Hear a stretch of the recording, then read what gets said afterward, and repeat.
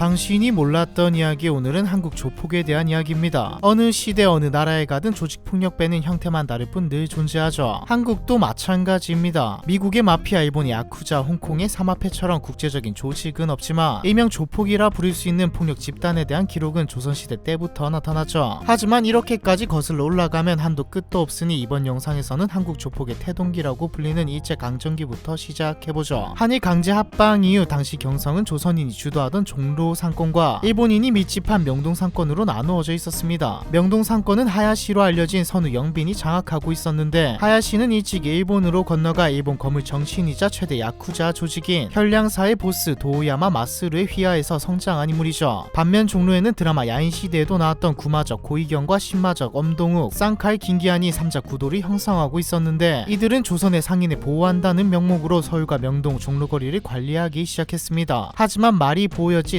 사실은 상인들에게 보비 명목으로 일종의 세금을 갈취하고 있었죠. 혁객의 이미지와는 거리가 멀었습니다. 그러던 1934년 꽤 오랫동안 구마적과 신마적, 쌍칼의 삼자 구도로 굴러가던 주목계의 뉴페이스가 등장했습니다. 김두한이죠. 많이 알려져 있다시피 김두한은 청산리 전투를 승리로 이끈 항일 독립군의 영웅 김자진 장군의 아들입니다. 즉 독립운동가의 아들이 어느 날 갑자기 주목계에 등장하여 신마적과 구마적을 차례로 때려 눕히고 주목 세계를 통일한 것이죠. 이때 김두한의 나이가 18살이었습니다. 김두한의 등장 이후 조선 주목계는 하야시와 김두한 양자 대결 구도로 전환되죠. 드라마 야인시대에서는 드라마적 재미와 김두한의 항일 의식을 부각하기 위해 두 사람의 관계를 극단적인 대립관계로 묘사했지만 실상은 그렇지 않았습니다. 하야시와 김두한은 극단적인 갈등 없이 각자의 수익 구조를 유지하며 공생했죠. 김두한은 생전에 동화방송 대담 프로그램 노변 야화에 출연하여 하야시패와 장충단에서 일전을 벌인 뒤 하야시를 형님으로 모시며 형제관계를 맺었다고 말하기도 했습니다. 1945년 광복 후 정부 수립 이후에는 청계천을 중심으로 이정재가 이끄는 동대문 사당과 북한 출신 이화룡이 이끄는 명동파, 김두한이 이끄는 종로파 등이 3대 조직을 형성하며 서울을 장악했습니다. 이 무렵 대한민국은 극심해진 좌익과 우익의 이념 대립 속에서 혼란을 겪고 있었는데, 혼란을 틈타 조폭들은 정치권과 결합하게 되죠. 김두한은 우익 주먹들의 선봉에 서서 민주청년 동맹을 이끌었습니다. 김두한의 친구인 정진용은 좌익 세력으로 조선청년 전의대를 이끌었죠. 이 시기에 조폭들은 낭만파 주먹이라고도 불립니다. 조직끼리 대결을 할 때 지금처럼 칼이나 총과 같은 흉기를 사용하지 않고 오직 맨손으로 대결을 했거든요. 또 이때 조폭들은 보비 명목으로 자릿세를 뜯는 걸 주 수입원으로 삼았기 때문에 사회적인 폐허는 상대적으로 미약한 편이었죠. 물론 상대적입니다. 그런데 1954년 김두한의 정계 입문으로 조폭계의 빈자리가 생깁니다. 이때 현대적인 의미의 조직 개념을 도입한 사람이 바로 정치깡패의 대표주자 이정재이죠. 원래 경찰 출신이었던 이정재는 6.25 전쟁 이후 새로운 조직을 세우고 두목이 된 인물입니다. 1953년 동대문 상인연합회를 조직하고 회장에 취임한 뒤 일명 동대문 사단으로서 막강한 자금력과 조직력을 앞세워 자유당 이기붕에게 접근해 정치권과 손을 잡았죠. 이정재는 정치 깡패로서 수많은 정치 공작에 나섰습니다. 1954년 4.4 5.2 개헌 당시 국회 방청객 난동 사건, 1956년 대통령 선거 당시 야당 집회 방해 사건, 1957년에 일으킨 장충당 야당 집회 방해 사건 등이죠. 이정재는 비록 깡패였지만 자유당 이천 지구 당위위원장까지 역임하며 그야말로 승승장구하였습니다. 규모가 커진 이정재는 폭력 조직을 기업형으로 새롭게 재편하고 활동 공간도 광역화하면서 현대적 의미의 조폭을 만들었죠. 충성도와 결집력이 높은 조직을 만들기 위해 자신의 고향 출신 조직원들을 대거 끌어들이기도 했습니다. 그런데 예상치 못한 변수가 생기죠. 바로 5.16 쿠데타입니다. 1961년 쿠데타로 정권을 잡은 박정희는 민심을 얻기 위해 정치 깡패에 대한 대대적인 단속에 들어갔습니다. 정변 직후 이승만 정권을 등에 업고 활개를 치던 범죄자들을 색출해서 저는 군사 재판에 회부했죠. 4천여 명에 달하는 폭력배를 체포한 뒤 일명 혁명 재판을 실시합니다. 재판이 끝난 후에는 정치 깡패의 대명사 이정재를 필두로 약 200명의 깡패들을 군경의 어머 아래 산을 중심가를 행진하게 했죠. 나는 깡패입니다. 국민의 심판을 받겠습니다라는 현수막을 든 채 시민들 앞에서 조리돌림을 당하는 사진은 유명합니다. 이정재는 범죄단체 수괴 혐의로 혁명재판에 회부되었고 결국 사형을 선고받았죠. 가족 면회조차 없이 같은 해 10월에 형이 집행되고 시작되면서 정치깡패 시대는 막을 내리게 됩니다. 박정희의 5.16 쿠데타 이후 정치깡패에 대한 대대적인 단속이 지속되자 서울은 무주공산 주인 없는 산이 되었습니다. 이 무렵 이화룡의 부하인 육군 상사 출신 신상현이 신상사파를 결성해 과도기에 서울을 장악했죠. 그는 신상사라는 별명과 함께 밤의 황제라는 별명을 얻게 되었습니다. 신상사파는 1965년에 14명으로 결성됐지만 1년도 되지 않아 조직원이 100명으로 불어나며 세력을 확장했죠. 당시는 정부의 공업화 정책으로 농촌 젊은이들이 서울로 대거 입성하던 시기였는데 무작정 서울로 올라온 시골 청년들은 손쉽게 검은색에 편입하게 되었습니다. 신상사파가 서울을 장악하고 있을 무렵 서울의 뒷골목에는 차세대 주먹들이 떠오르고 있었죠. 바로 김태촌과 조양은, 이동재입니다. 1975년에는 유명한 사건이 벌어집니다. 바로 사보이 호텔 습격 사건이죠. 범호남파가 신상사파를 습격한 사건인데 이 당시 범호남파의 실제 두목은 오종철이었고 조양은은 행동대장이었습니다. 행동대장 조양은이 부하들을 데리고 사보이 호텔 커피숍을 습격했고 신상사파 조직원 3명을 폭행해 중상을 입혔죠. 이 사건으로 범호남파에서 조양은이 급부상했고 범호남파는 내부 분열을 겪습니다. 범호남파는 원래 오종철 1인 체제가 아니라 박중석이 함께 양분하고 있었는데 박중석이 부하였던 김태초는 1976년 무교동 엠파이어 호텔 후문 주차장에서 오종철을 칼로 난자했죠. 이후 조양은과 김태초는 3년 동안 쫓고 쫓기는 혈투를 벌였습니다. 그리고 이 시기에 김태촌과 오기준을 중심으로 한 범서방파와 조양은의 양은이파, 이동재의 오비파가 급속히 세력을 키워 3대 패밀리를 형성했죠. 이들은 한국 조폭 일기 낭만파 주목들과 사뭇 달랐습니다. 일단 싸우는 방식부터가 완전히 달랐죠. 맨주먹으로 대결을 치르던 낭만파 조폭들과 달리 이때부터 일명 사시미 칼로 불리는 회칼을 무기로 사용하기 시작했습니다. 이들 3대 조직은 회칼을 이용해 매우 잔악무도한 방법으로 보복과 폭행을 이어갔고 세력을 전국구로 확대했죠. 이들의 세력이 커질수록 약과 인신매매, 도박과 고리대금, 청부살인 같은 강력범죄도 늘어갔습니다. 3대 패밀리 외에도 부산의 칠성파, 대전의 옥태파, 대구 동성로파, 수원파 등이 있었죠. 이때부터 이들을 조폭이란 용어로 부르기 시작했습니다. 조폭들의 황금기라고 불리던 시기였죠. 하지만 오래가지는 못했습니다. 이후 등장한 전두환의 신군부가 사회학이제 특별 조치를 내리며 수만 명의 조폭을 검거해 삼천교육대로 보냈거든요. 전두환 정부는 불량배 소탕이라는 명분으로 수많은 사람들을 가둬두고 강제 노역을 시켰죠. 하지만 이 사람들이 정말로 전부 다 조폭이 맞느냐라는 점에서 논란이 있습니다. 전과 사실이 없는 자가 35.9%에 달하기 때문에 억울하게 검거된 사람들도 다수 포함되어 있음을 짐작할 수 있거든요. 어쨌든 삼천교육대로 인해 거리는 과거와 달리 좀 깨끗해졌습니다. 진짜 조폭들도 많이 잡혀갔으니까요. 그러다 1990년대 노태우 정권이 범죄와의 전쟁을 선포하면서 조폭들은 기세가 확 꺾입니다. 거물급들이 줄줄이 구속되면서 이대로 범죄 조직이 모두 소탕되는가 싶었죠. 하지만 악을 완전히 뿌리 뽑을 수는 없는 법입니다. 조폭들은 시대 흐름에 편승하여 또 한 번 탈바꿈을 하죠. 그동안 축적한 자금을 바탕으로 뒷골목을 벗어나 양지로 나오기 시작합니다. 겉으로 보기에는 그럴싸한 합법적인 기업으로 변신하여 이제는 기업형 조직으로 탈바꿈했죠. 예전과 같이 사시미 칼을 들고 싸우는 물리적 충돌은 현재 감소했지만 주가 조작, 기업 사냥, 온라인 도박 등으로 기업화된 조직들은 여전히 활개를 치고 있습니다. 공식적으로는 전국 217개 폭력 조직에서 5,000명이 넘는 조직원들이 활동 중이죠. 따라서 조직 한 개당 평균 조직원은 25명에 불과합니다. 규모가 과거와 달리 많이 줄기는 했지만 이들이 하는 방식은 사기, 소위 등쳐먹는 게 대부분이라 오히려 피해를 입는 사람은 많아지고 있죠. 한국 조폭에 대한 이야기 이번 편은 여기까지입니다.